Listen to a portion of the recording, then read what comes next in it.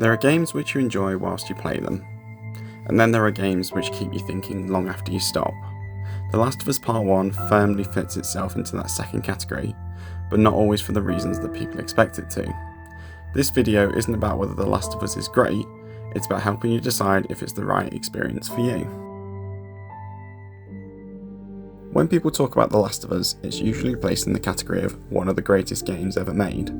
A landmark story, a defining PlayStation experience, one that everyone should play at least once.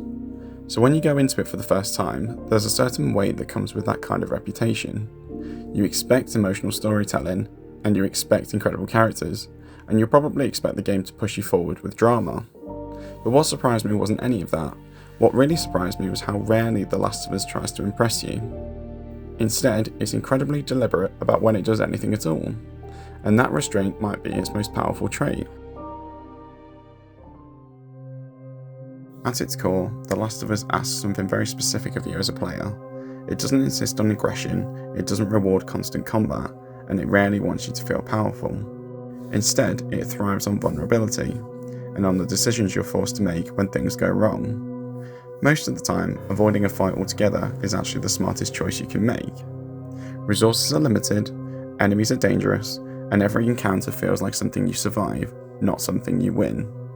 This tension isn't created through spectacle, it's created by the knowledge that survival hinges on your small choices.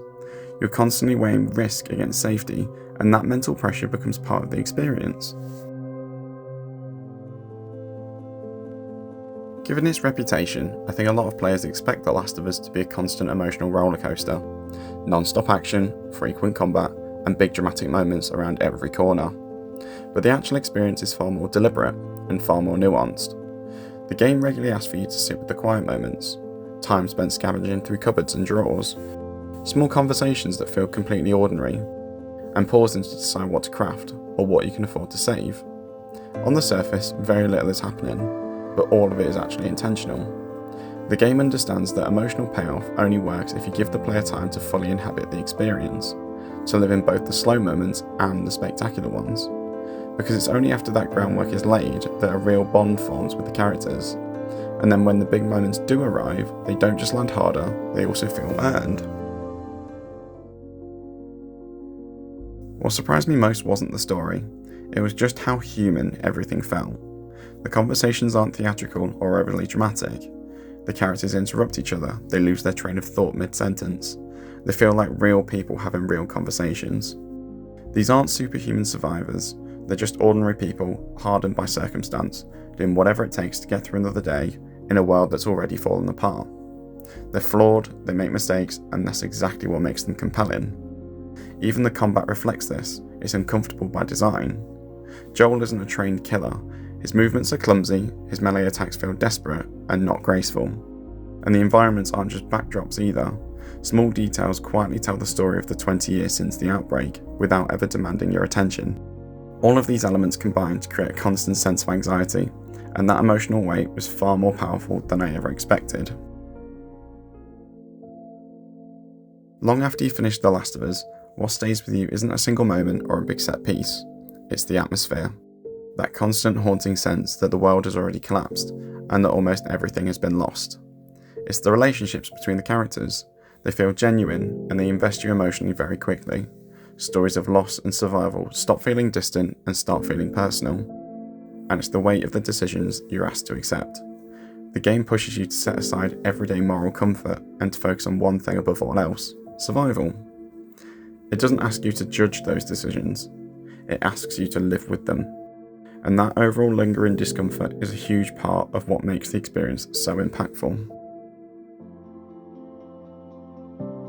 Despite being so often described as a must-play, The Last of Us isn't a game for everyone. If you're looking for constant action, power fantasies, or deep mechanical complexity, this experience may feel restrictive. But if you value tension, atmosphere, and character-driven storytelling, especially games that trust silence as much as dialogue, then this will likely resonate deeply. It's a game for players who are comfortable sitting with slower pacing, moments of reflection, and even moments of discomfort. And importantly, if you're looking for something uplifting or purely escapist, this probably isn't the right fit. Whilst deeply immersive, its themes are dark, intense, and emotionally demanding. not always what you want at the end of a long day. That doesn't make it better or worse, it's just very specific about the experience it offers.